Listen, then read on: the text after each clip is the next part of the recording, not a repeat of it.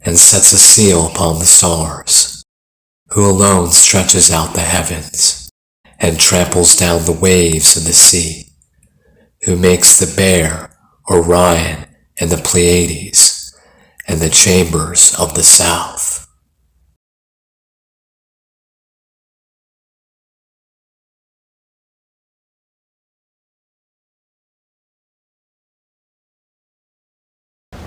It is the world that has been pulled over your eyes to blind you from the truth. What truth? That you are a slave, Neo. Like everyone else, you were born into bondage, born into a prison that you cannot smell or taste or touch. A prison for your mind.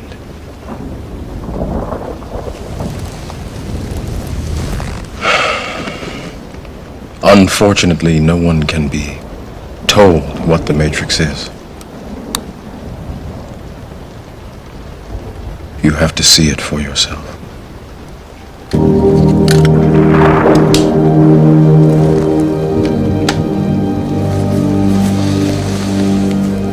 This is your last chance.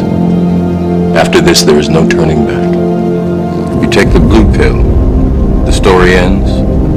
You wake up in your bed and believe whatever you want to believe. You take the red pill, you stay in Wonderland, and I show you how deep the rabbit hole goes.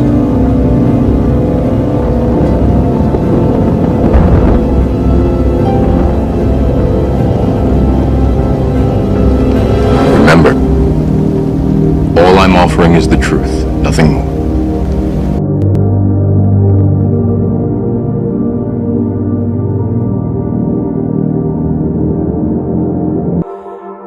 For instance, in 1902, the very first sci-fi movie ever made came out. It was called A Trip to the Moon.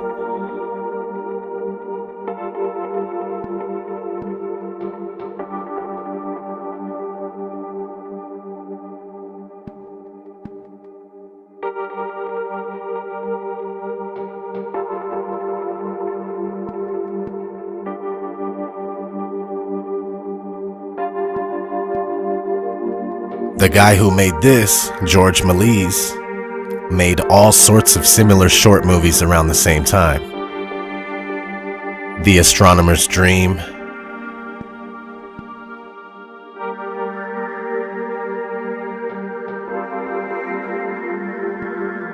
Impossible Voyage,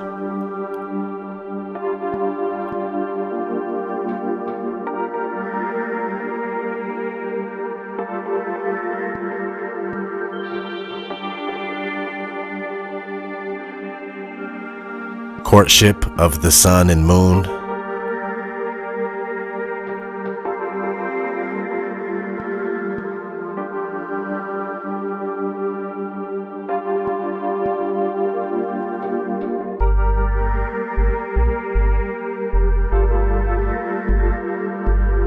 Conquest of the Pole, the North Pole that is.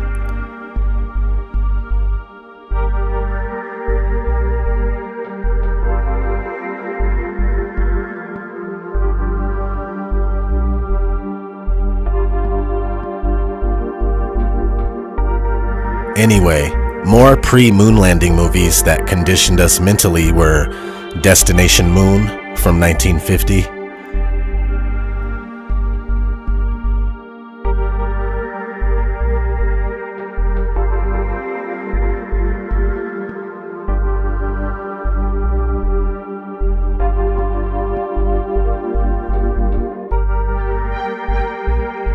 (1955) Conquest of Space,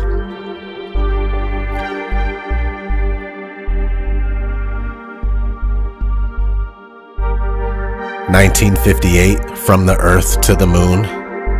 That's the same year NASA was established. 1960, 12 to the Moon.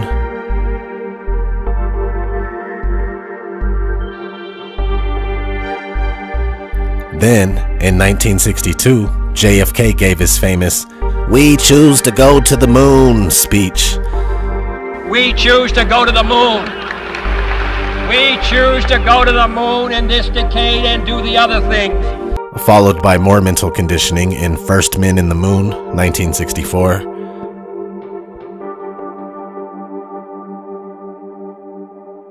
And Jules Verne's Rocket to the Moon in 1967. In 1969, NASA goes to the moon for the first time, where President Nixon talked to them on the phone with no problem. Hello, Neil and Buzz. I'm talking to you by telephone from the Oval Room at the White House. And this certainly has to be the most historic telephone call ever made from the White House. I just can't tell you how proud we all are of what you have done. For every American, this has to be the proudest day of our lives. Only there is a problem. Nixon would not have been able to talk to them because the moon is supposedly 238,000 miles away. From then on, most of the world believes that NASA really goes to a place called outer space. See the hair? I don't know, we're going to have to do something for you. Yeah. I want to do it. I know. Oh yeah, I can do that. Watch this. I know. Oh yeah, I can do that. I know. Oh yeah, I can do that. I know. Oh yeah, I can do that. Watch this. See the hair? Why has nobody been to the moon in such a long time? That's not an 8-year-old's question. That's my question. I want to know, but I think I know.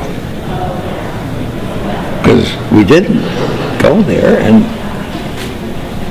that's the way it happened. And if it didn't happen, it's nice to know why it didn't happen, so in the future, if we want to keep doing something, we need to know why something stopped in the past that we wanted to keep it going.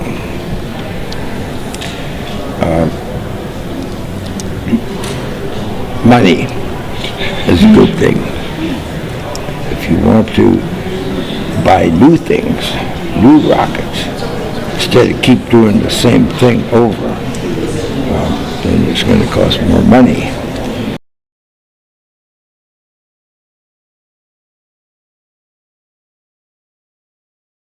Sky, of course, was black. The thing is about you can see it during the day. Yeah, you can, and there's more than stars. You can see planets. You can see moons. An unfathomable blackness.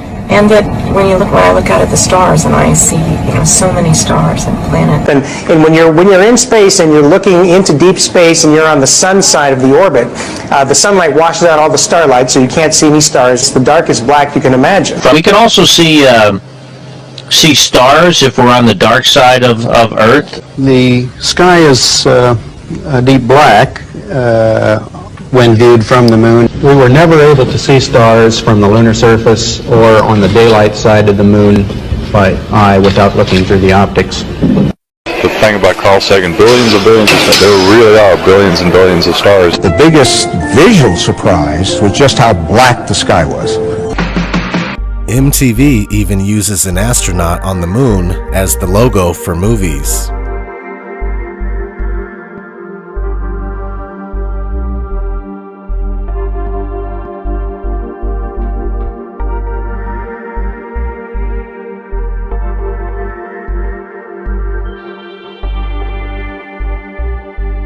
And they give out the astronaut statue for Best Music Video Award.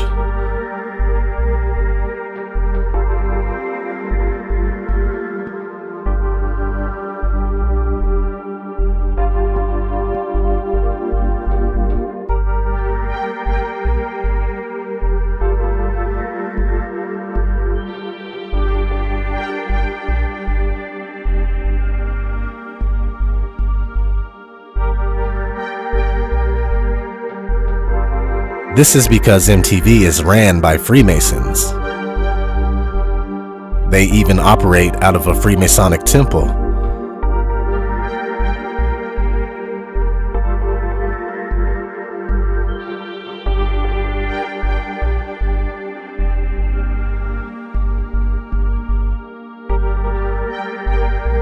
You see, NASA is also a Masonic entity. Most, if not all, NASA astronauts belong to a lodge, like our buddy Buzz Aldrin here. Freemasons are just drudges in the grand scheme of things. They do a lot of grunt work for the Grand Deception and the New World Order.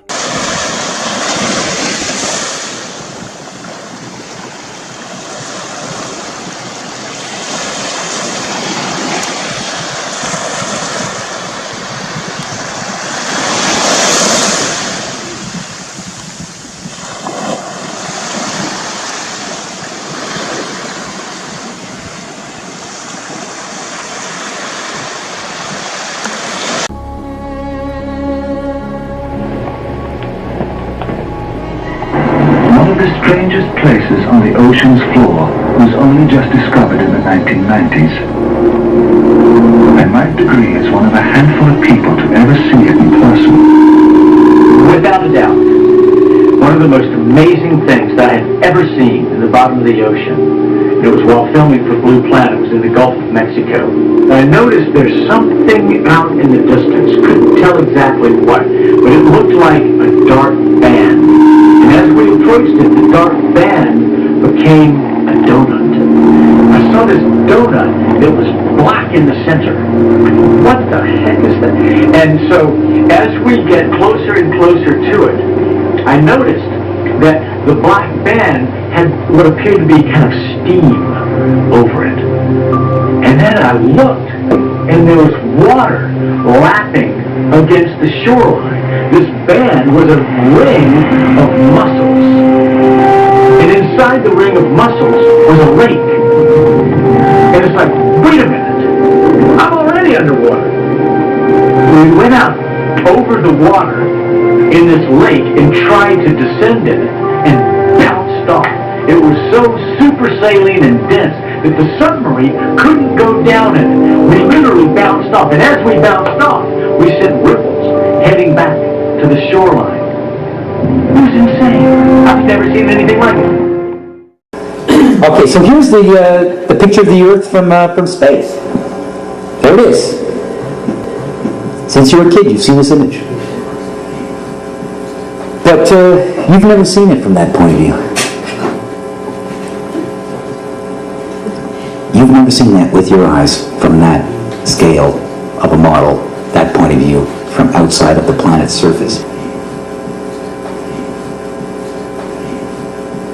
But yet your brain has three-dimensionalized, oh yeah, that's the Earth. How? Through repetition. Next image. Well, here's the first image that sold the whole thing. As you can see, that's clearly the universe. I mean, that's clearly the universe. I swear to God. I mean, there's the sun. I mean, I could recognize that thing. It's a bullseye. It's like a planet. It's an egg. Whatever. But there you go. You got each rung, the whole thing. 1482. This is when they came up with this idea. We were on that thing. It's a ball. Hey, nobody's even jumped up high enough to see if it is a ball. You can't do that. We don't have planes yet. It's a ball. You know what? We adopted this whole model 400 or 500 years before the airplane. 400 years before the airplane, pretty much. So it was in the beginning 1900s. They went to the North Pole in the 1900s. This is 1482. Nobody went to the top of the globe, to the bottom, or flew up, or built a skyscraper. That's it. It's been a decade since Columbus hit America. That's it. It's funny that we said that this is what we're in right now. This is what we're on before any instrument approved. Until, boss, can we do it? It's funny, back in the 60s when they went to the moon, this is the first time we actually had an instrument of flight to actually go high enough to actually check out if what we agreed to 500 years ago was real. So if they were wrong, after 500 years. The question is, what'd they tell you? Saturn. The name Wernher von Braun is well known for two primary reasons: his groundbreaking work on rocketry that landed man on the moon, and his work as a registered Nazi at a concentration camp under Adolf Hitler. But he's also known for a third reason: his work with Walt Disney himself. But how did a former Nazi rocket scientist end up working with Walt Disney, and what did they work on? Wernher von Braun was born in Germany in 1912. He was a poor high school student, particularly in math and physics. That all changed, though, when he read a copy of By Rocket into Planetary Space. This novel was written by early rocketry pioneer Hermann Oberth and ignited von Braun's love of rocketry. Following Germany's defeat in World War I, the Treaty of Versailles was established. Among other things, this treaty was written to prevent Germany from developing weapons of war, but it did not include rocketry. Germany's work on rockets was extremely dependent on research done by the young von Braun, whose thesis on liquid propellants was kept classified all the way until 1960. Von Braun was immediately put to work on Germany's rocket program, with the aim of creating a rocket that could be used as a weapon. This work yielded the German V-2 rocket, the world's first long-range guided ballistic missile. The V-2 was constructed at the Nordhausen-Dora concentration camp in central Germany. This work was done by slave laborers and was directly overseen by von Braun. Although there is no doubt that von Braun was a Nazi and he contributed perhaps more than any other to their advanced weapons programs, there is some controversy over whether or not von Braun believed in Nazi ideology. He claims that he was forced into developing the V-2 even while disagreeing with its purpose. While we'll likely never know the truth about these claims, there is one bit of certainty. Throughout all of his work for the Nazi Party, von Braun was working towards one singular goal: human space travel. As World War II was coming to an end in 1945 to an obvious German defeat, the Nazi Party was unwilling to surrender von Braun and his team due to the secrecy and highly advanced nature of their work. They were kept in the Swiss Alps and overseen by SS guards who were ordered to kill them if an attempted Allied capture were to take place. Von Braun was able to convince the guards to let him and his team split up and hide in several of the villages nearby. Once they were let go, von Braun and several members of his team escaped and made it to Austria. It was there that he had found an American soldier, and von Braun surrendered. After his surrender, von Braun and his team were allowed entry into the United States and were expunged of their Nazi connections. This cleared the way for them to start working with the American government on their advancement of rocketry, a decision that came with enormous controversy. That controversy partly faded away with time, and in 1952, Walt Disney entered the picture.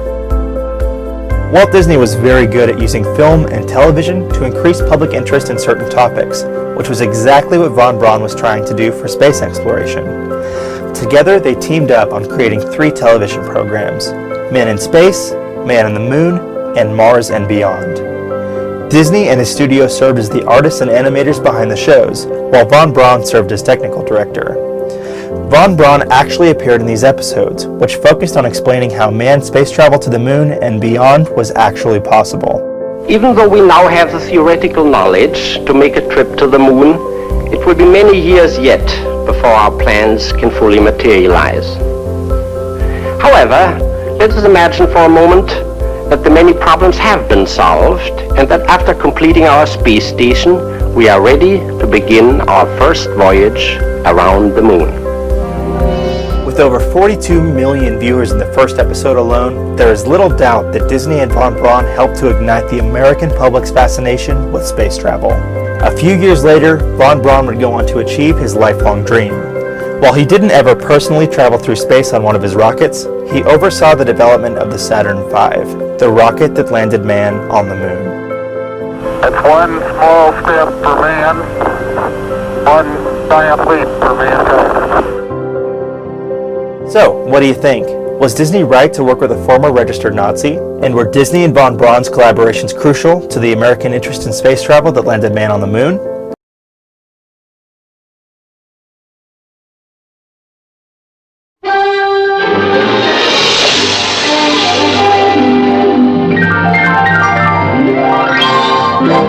Walt Disney's Disneyland.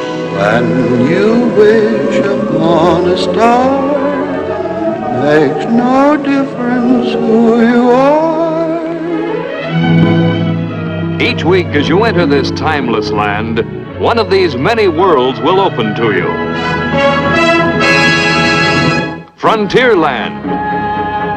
Tall tales and true from the legendary past. Tomorrowland. Promise of things to come. Adventureland. The wonder world of nature's own realm. Fantasyland. The happiest kingdom of them all. Presenting this week.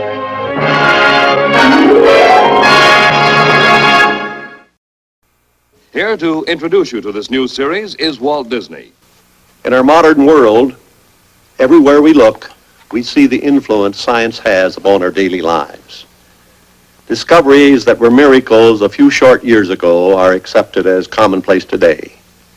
Many of the things that seem impossible now will become realities tomorrow. One of man's oldest dreams has been the desire for space travel, to travel to other worlds. Until recently, this seemed to be an impossibility. But great new discoveries have brought us to the threshold of a new frontier, the frontier of interplanetary space. In this Tomorrowland series, we are combining the tools of our trade with the knowledge of the scientists to give a factual picture of the latest plans for man's newest adventure. Here's Director Ward Kimball to tell you about it. In working with engineers and scientists, we have found that there are many different opinions as to how we will eventually cross the space frontier. However, there's one point all of them seem to agree upon, and that is whether we use chemical fuels or atomic energy, it will be a rocket-powered ship that will finally take man into space. So, to set the stage for the part the rocket will play in the coming conquest of space, our artists have searched back.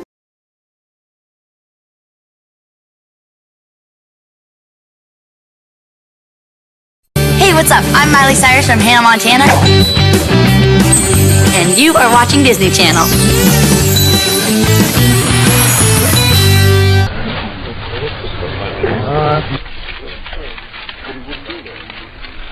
Not the best. Let's say the other one, Fred. I think that's awfully good. That one and the one before it was pretty good. Do we have about 15 seconds? Oh yeah, you got a lot of time. Yeah. I claim this land in the name of... What do you got now? Great. Now move.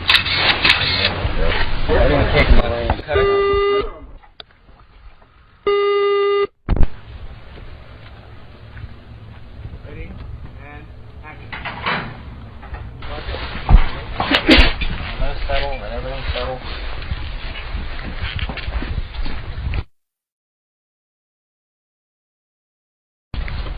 Ready? And action. Cut it, Jim. There you go. Quit that. Sprint 4. He needs to still off this mark. Once more, please. Otherwise, he, let me walk it. Tell me. I don't want back in the middle of it. Here's what we really need is for him to go to his left and then kind of veer back. Is that right?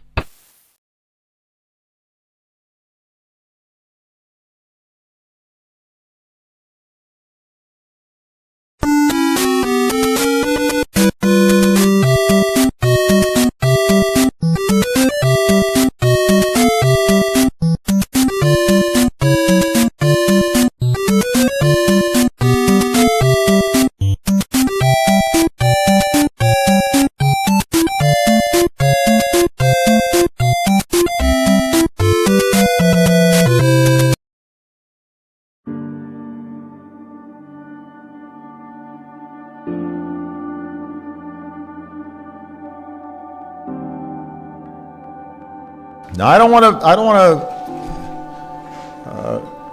to fool you here. Last month, for the first time since 1972, NASA released a blue marble, a single snapshot of the Earth taken from outer space. And so much has changed in the decades between that first picture and the second. Borders have shifted, generations have come and gone. Our global population has nearly doubled. But one thing hasn't changed. Our planet is as beautiful as ever. It still looks blue.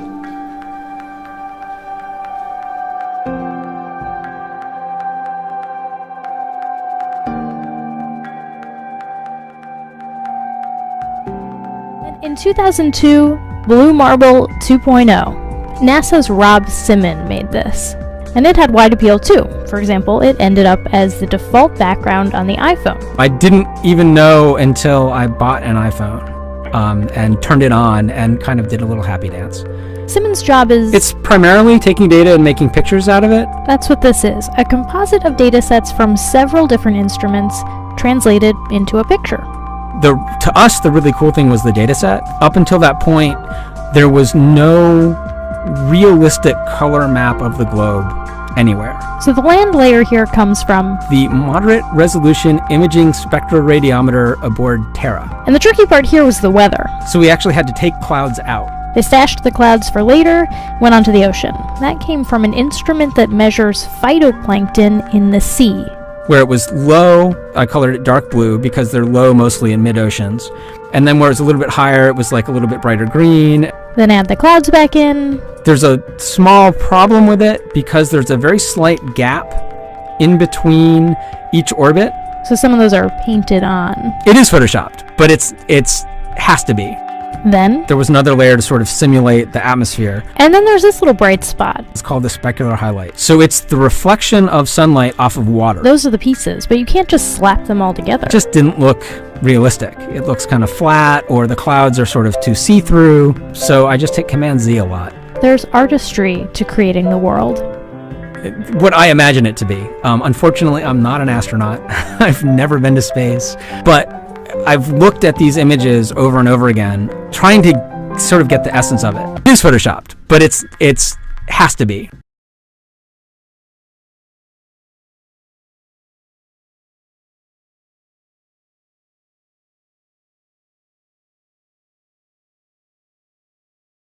Shh. The Earth is flat.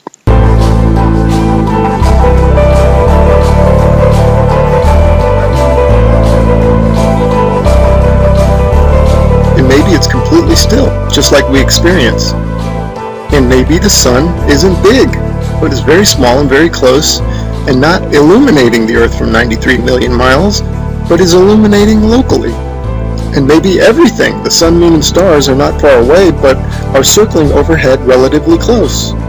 In this video, we're going to explore the latter option, and at the end, we're going to reveal startling evidence through the use of time-lapse photography that the sun cannot possibly be 93 million miles away, but is in fact very close and is illuminating locally as it traverses our flat Earth.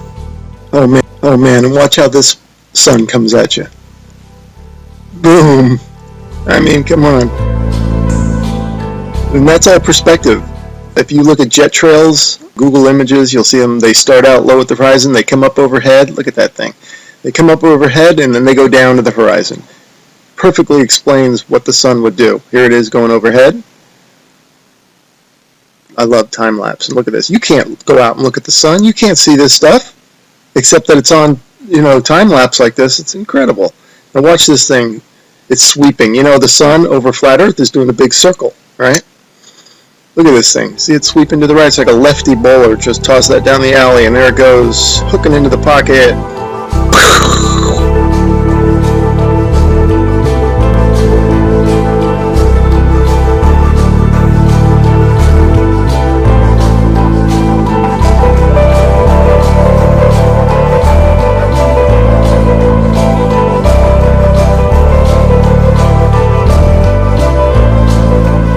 You can see how the clouds angle down to the horizon.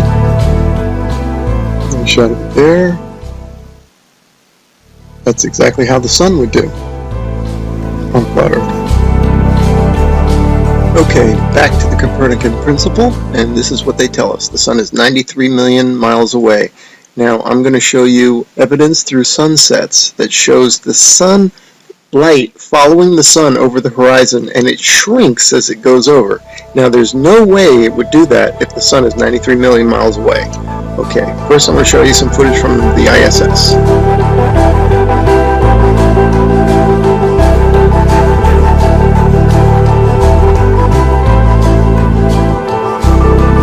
Okay, now watch this animation. Watch this sunset. Now this is exactly, if they came to me and said, do an animation, this is how I would do it. If the sun were 93 million miles away. Just like that. Have the whole horizon fade evenly. But that's not what we see.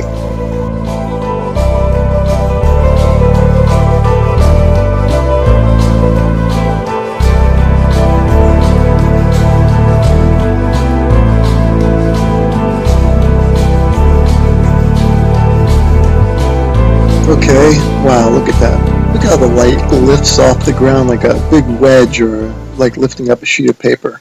That's incredible footage. Definitely the light's following the sun, right? Okay, next I'm going to show you how a sun that is circling over the Earth, that creates the horizontal aspect of the sun. If you combine that with perspective, which creates the up and down of the sun, the rising and the setting, you get the 23.5 degree tilt that they talk about. It's nothing but perspective and the circling sun.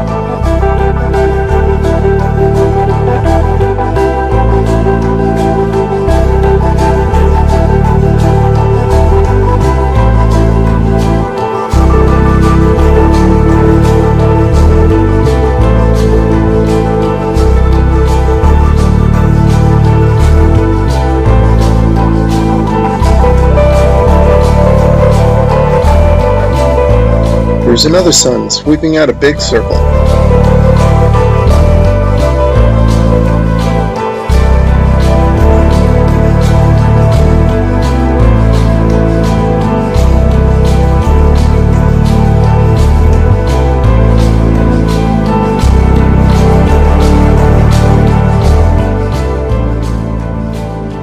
Okay, here's a phenomenon that you might be wondering, how in the heck do you explain this on a flat Earth?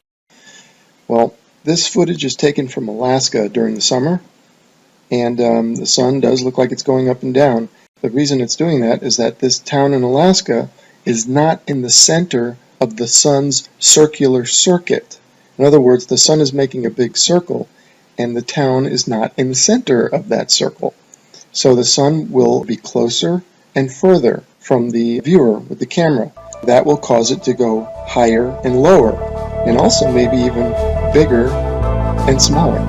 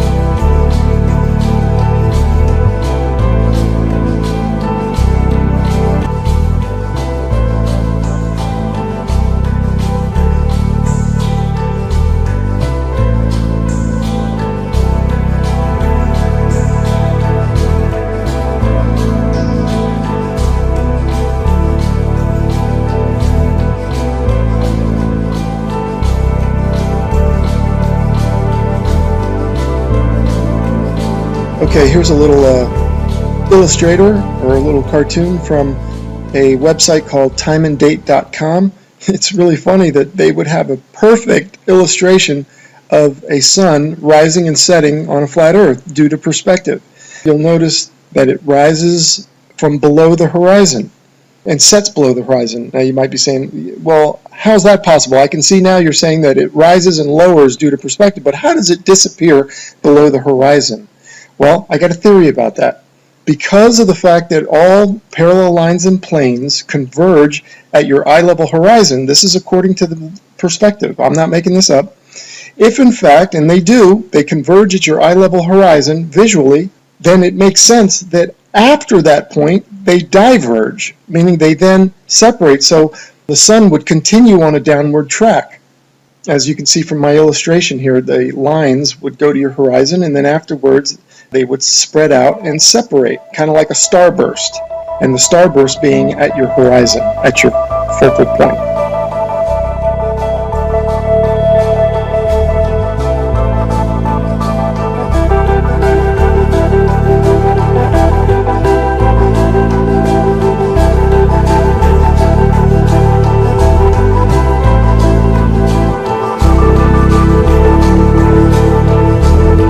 Anyway, without further ado, we're going to start talking about, and I'm going to start showing you the time lapse of the sunsets that I'm talking about that clearly show the sun is close and illuminating locally. Here we go. Alright, and here are a couple of time-lapse sunsets, and just like the sunrises at the beginning of this video where you could see the sun coming at you, not maintaining any 93 million mile distance, here you can also see the sun moving away, and it's clearly not due to the rotation of the Earth and a sun that's maintaining 93 million miles away, but the sun is moving over the Earth and moving away from you.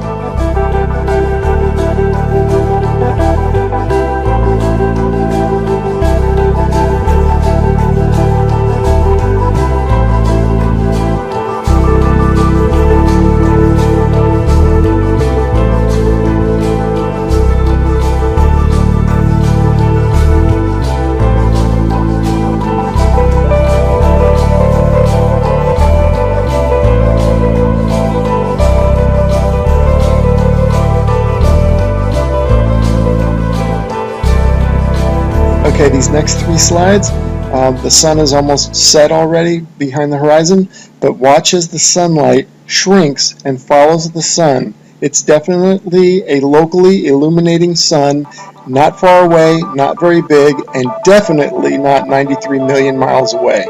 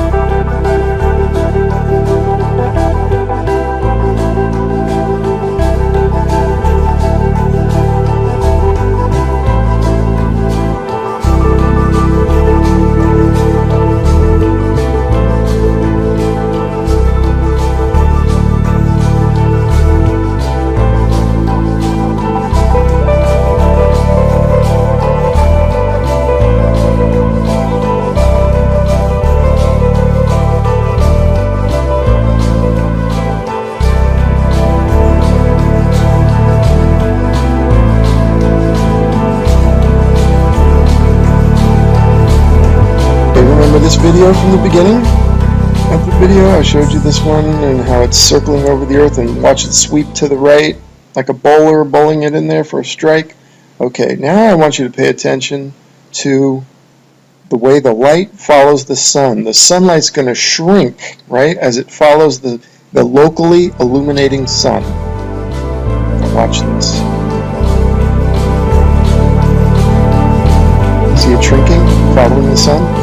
You do not get that if the sun is 93 million miles away. The entire horizon should fade evenly, just like this supposed shot taken from space of the Earth. You can clearly see the way they depict it. They depict the demarcation between day and night, or light and dark, as a long straight line.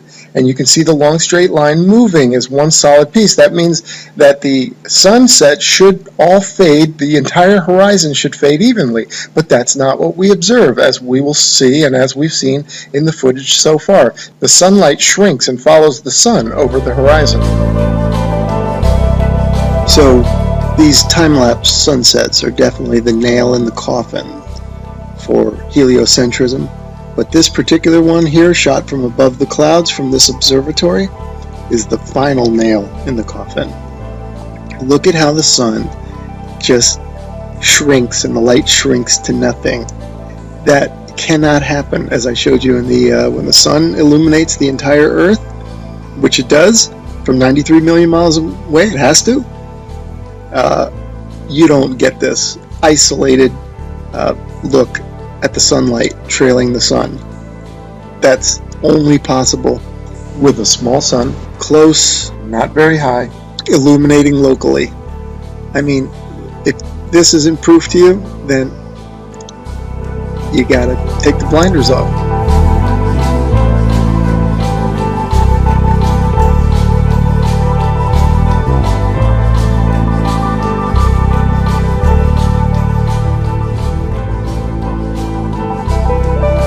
Okay, and finally I want to show you some examples of local illumination, or a city in the background. This is from Grand Canyon National Park. You can see Las Vegas is one of them. You can see the stars going down, so you know that's not the sun. That's the glow of Las Vegas, it says. You can see that's local illumination. I'm just making an example showing you here's Tuba City and a little bit of Flagstaff. Now, in this one here, you see two lights. Obviously, we don't have two suns, but these are two cities lit up, and it's just to show it looks just like the sun going over the horizon. That's the point of me showing that. That's local illumination at work. The sun is not 93 million miles away, because if it was, the entire horizon would fade evenly, and the entire horizon would fade at the same time. Not what we see here, which is the small sun cruising over the Earth and the light is following it. Case closed.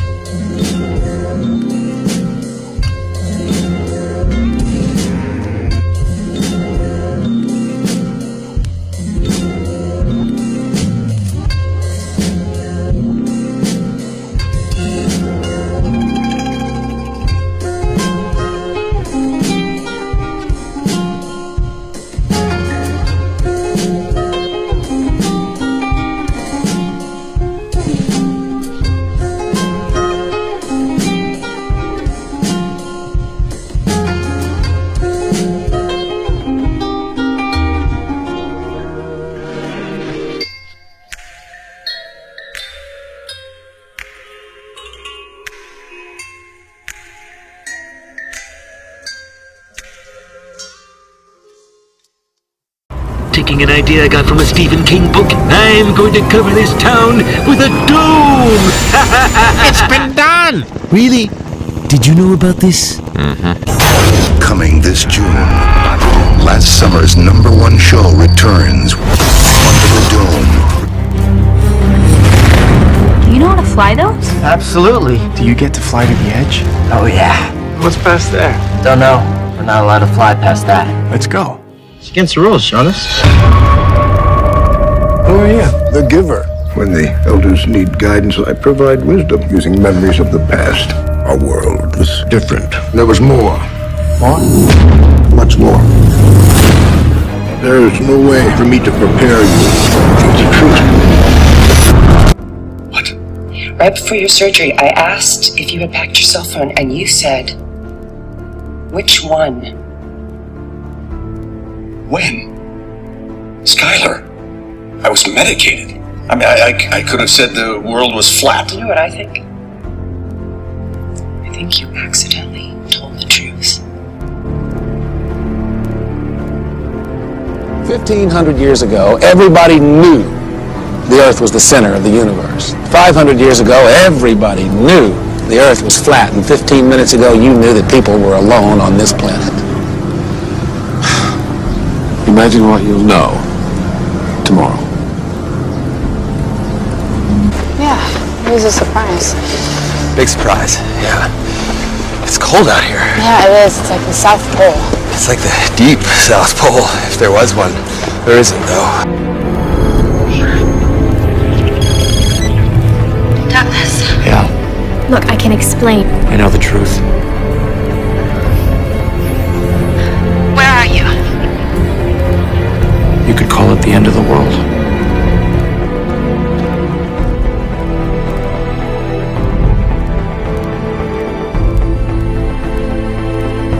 What would you do? What would any of you be willing to do? Would you brave the weird and haunted shores at world's end?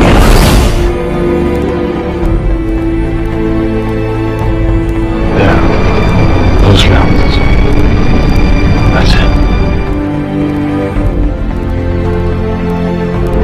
Do you see what's out there? Yes. If you tell me we'll make it, I'll believe you. I'll make it. We have to.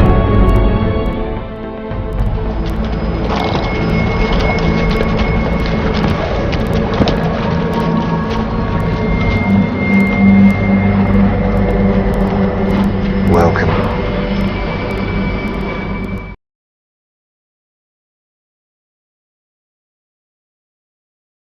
No, I just want to stand on top of the wall and piss off the edge of the world.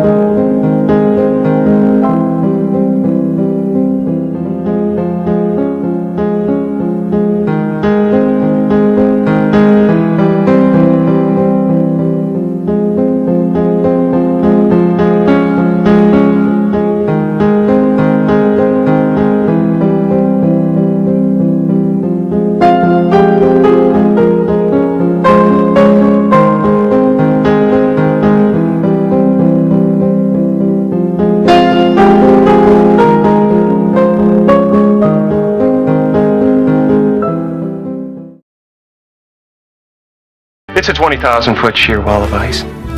But that's never stopped me before. Risk? Of course I'm aware of the risks. Thank you for your concern.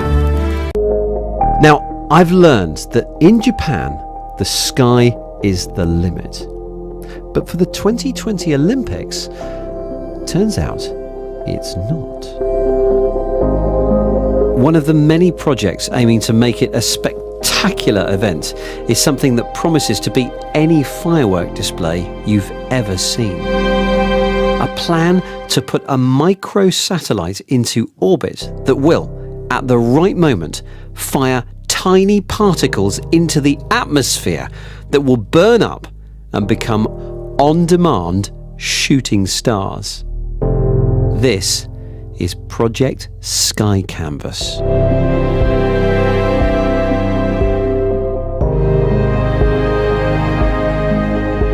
The magic begins in a small pink building in Wakayama. There you go. Okay. So this is the vacuum chamber experiment facility. Wow. And this is where you simulate space. Yep, this is where we test out the whole apparatus and the satellite and the devices to make sure that everything works fine and the shooting star particles come out in the space environment. So these are the different prototypes of the shooting star particles that we're experimenting with, and they essentially burn in different colors when they're re-entering the atmosphere. Oh, wow. So right now we have blue, orange, and green that have been tested and seen on the ground.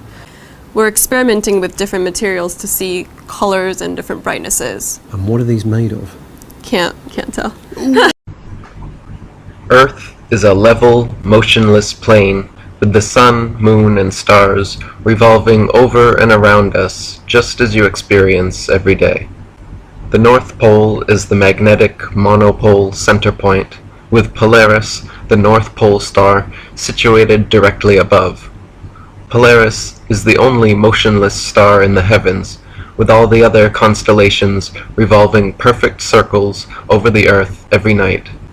The so-called planets, known to the ancients as wandering stars, were named such because they were observed then, as we can observe today, to wander the heavens, taking their own unique spirograph-like patterns, making both forward and retrograde motions over and around the Earth during their cycles.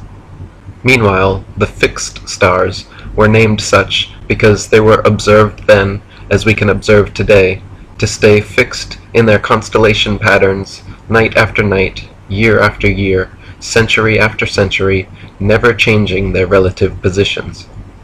If Earth was truly a tilting, wobbling, spinning space ball, as NASA and modern astronomy proclaim, rotating 1,000 miles per hour on its axis, revolving 67,000 miles per hour around the sun, spiraling 500,000 miles per hour around the galaxy, and shooting off several million more miles per hour through the universe, the star patterns would never look the same 2 nights in a row, let alone be fixed in exactly the same constellations for thousands upon thousands of years.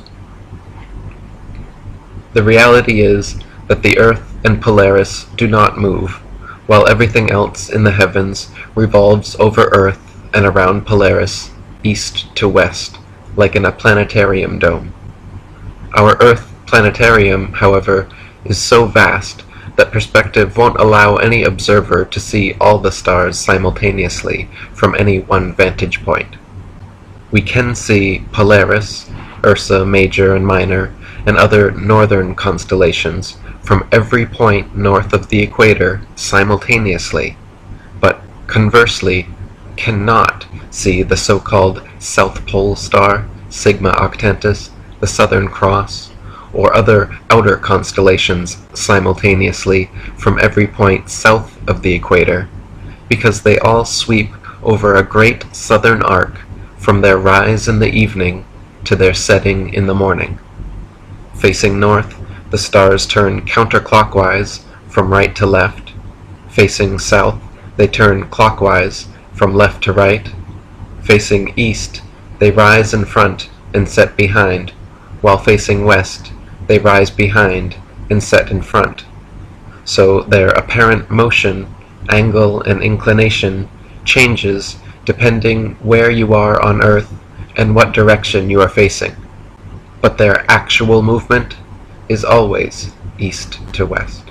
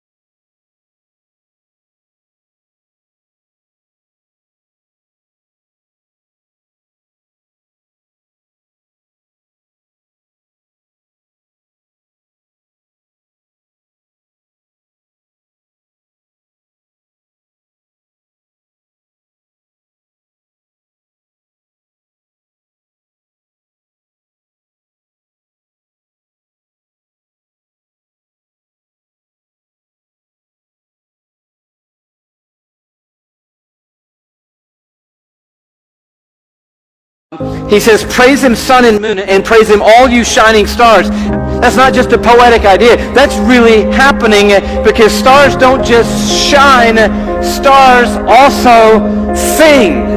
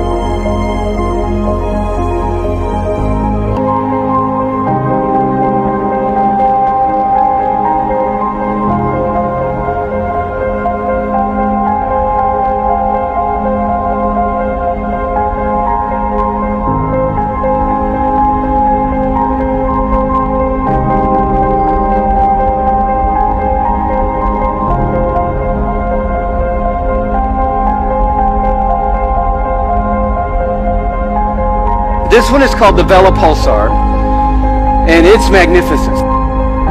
It's a highly magnetized neutron star. And as it is oscillating, you can see what's happening. It's shooting a radio frequency out of itself.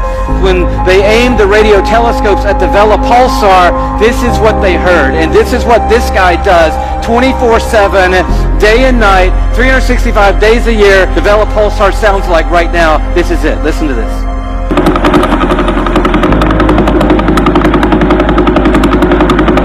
Now, I don't know about you, but that blew me away. I'm thinking, wow, this is incredible.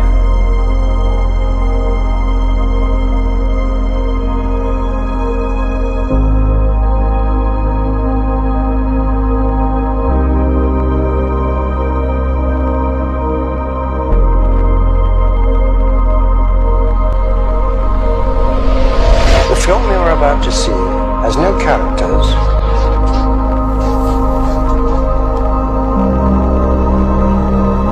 If you spare a little of your imagination, it is a film to describe to you the effect of cymatic frequencies on matter.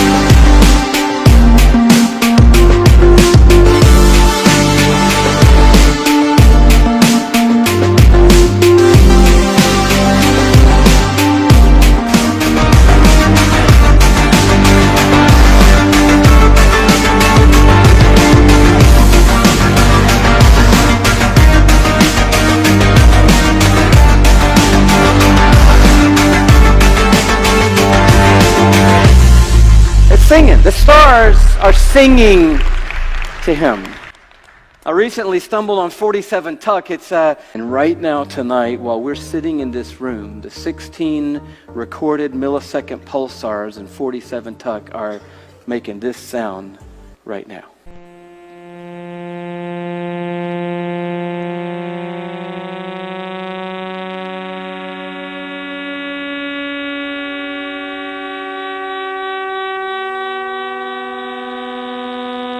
That was a little out of tune. Beautiful. Who knew? God has his own string section.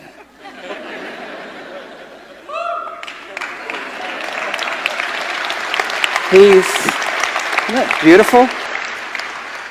And we just looked at 11 times a second pulsar and 16 millisecond pulsars, and you start seeing Psalm 48 come to life. The first time I saw sonoluminescence was in a darkened room. I was transfixed to look at this spherical flask of fluid. And you'd look into the center, and in the center see a glowing blue-purple light, which could be seen with the unaided eye. It looked like a star in the heavens. This star in a jar is made when a sound wave is passed through a small bubble inside a flask of liquid. And this sound wave makes the bubble do something remarkable. First it expands, then it collapses. And this collapse happens so violently that vapor molecules trapped inside the bubble slam together and heat up so much that the bubble gives off an incredible burst of heat and light, several thousand times a second, giving the appearance of a star.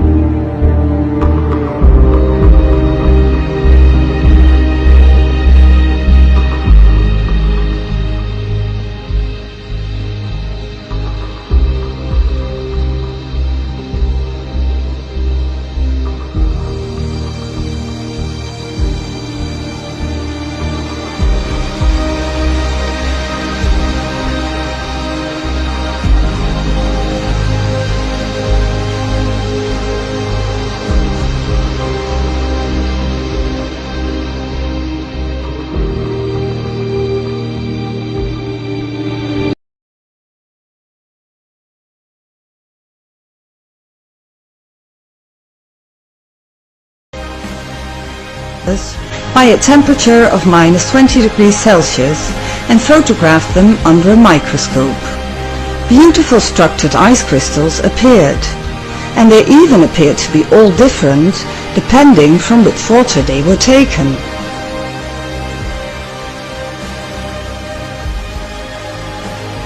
But the most revolutionary discovery was done as water was exposed to music. Water exposed to music showed beautiful crystals.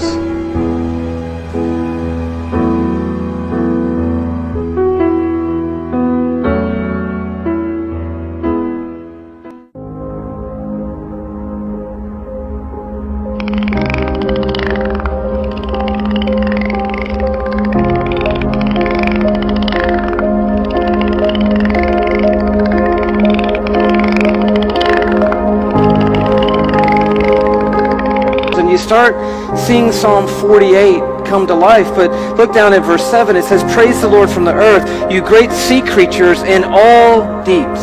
The whale songs could sound like this right here. Take a listen.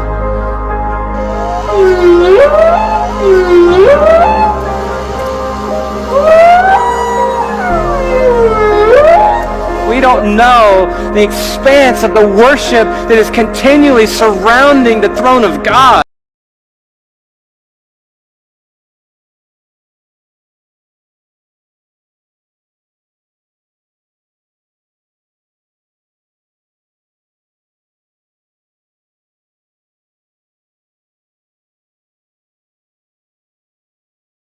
In 1959, 10 nations, including the United States, made Antarctica off-limits to any colonization. A treaty was put in place and to this day remains intact. Over 50 nations now have signed off on this treaty. Do you know any treaty that has lasted that long between all industrialized nations? Moreover, do you know any piece of real estate in the world that is owned by no one? You would think at the very least one of the large oil companies would use their huge financial resources to explore this region, and yet they don't even petition the idea. The short version of the discovery is this. By 1958, the military had discovered the very solid upper and outer edges of our world, and had to create a way to put up do not enter signs without looking obvious. It was tricky, but if there is one thing I have learned about the authority, it's that nothing is left to chance. Most of the work had already been done for them, so their job was primarily in the details. The sky part of the dome was much higher than commercial air traffic, so the only thing they had to worry about there was the space program, which is immediately militarized. The outer border had the natural benefit of not only an extensive ocean, but a scaling decrease in temperature and a steady increase in iceberg frequency to discourage ships, all leading to a permanently frozen landmass that could not be used for any form of agriculture. This ocean and ice layout had worked well for thousands of years because the technology of the current civilization didn't evolve quickly.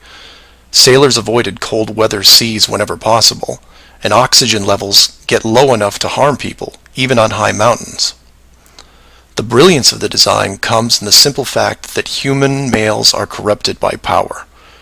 Corruption so total, in fact, that they would rather hide the world itself rather than risk their power on it. You could theorize that kings and popes were told of the world a long time ago. Maybe an ancient scroll or book. Perhaps an interdimensional being told the tale of what the world looked like. But this was all but dismissed because even the most powerful leaders of the day couldn't reach the borders. And if they couldn't, what chance did the general public have? It's one thing to be told of the giant impenetrable dome, but it's a whole different animal when you finally stand right next to it. Then the tough decisions have to be made. Do we keep the secret? And how far are we willing to go to keep the status quo?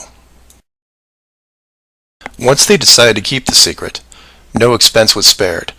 The rapid progression of rocketry science had to be addressed quickly, and so the moon missions were created. Matt from the NASA channel was right in his thinking that you needed the moon mission event to stage a picture of the Earth from deep orbit, and that couldn't be more true.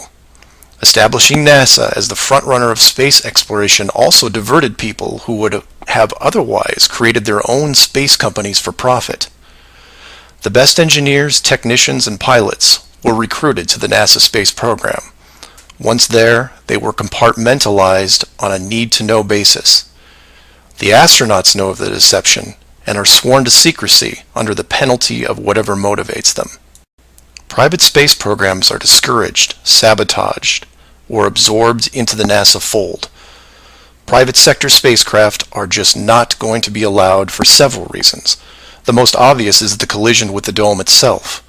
The telemetry data from such a mission would show an impact failure at a certain altitude, and if repeated, would raise questions NASA just isn't prepared to answer. There are 3 perpetual questions about our world that can't be eliminated.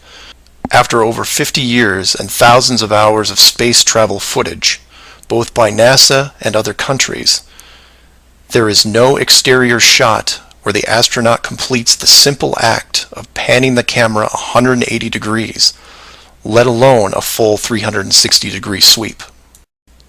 This has never happened on any moon mission, exterior space station, nothing, ever. Statistics will tell you that this would have already happened by accident years ago, but it hasn't, and it won't. This is because of the rule they cannot break. The same rule that applies to television set shows that never show the fourth wall. Why? Because there is no fourth wall.